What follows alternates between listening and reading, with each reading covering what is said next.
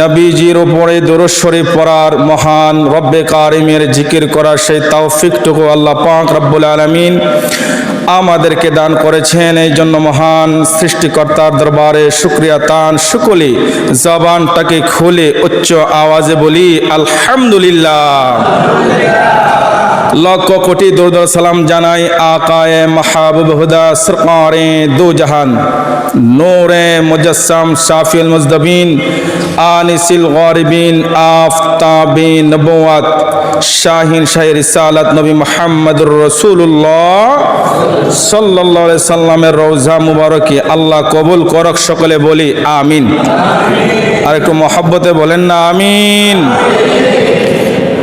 বাবার আজকের খুতবার আলোচ্য বিষয় হয়েছেন আজান ও জামাতের ফজিলত সম্পর্কে। আলহামদুলিল্লাহ বলবেন না?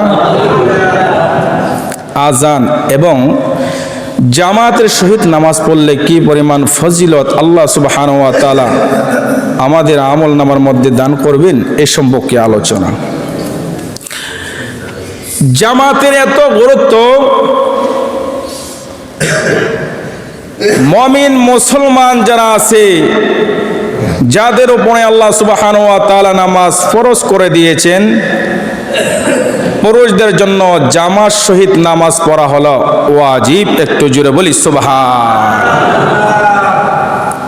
সবাই বুঝে থাকলে বলবেন, পুরুষদের জন্য জামাত সহিত নামাজ পড়া কি? একটু জোরে বলুন। বিনা উজুরে বিনা কারণে জামাত তরক করা যাবে না।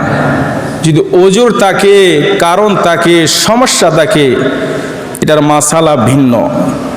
কোনো সমস্যা নাই, কোনো উজুরে শরিয়াও নাই, এরপরে যারা জামাতের সহিত নামাজ আদায় করল না, আল্লাহর হাবিব রাহমাতুল লিল আলামিন বলেন এই নামাজ আল্লাহর দরবারে গ্রহণযোগ্য হবে না।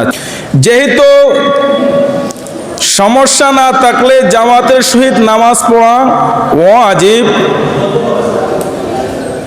কোনো ব্যক্তি যদি সমস্যা নাই, ওজন নাই, জামাত আদায় করলো না, ওয়াজিব তরক করলো। আর কোনো ব্যক্তি যদি জেনে শুনে বিনা কারণে ওয়াজিব তরক করে, তার আমল নামার মধ্যে আল্লাহ কবিরা গুনাহ দান করবে, বড় গুনাহ। একটু চিন্তা করেন।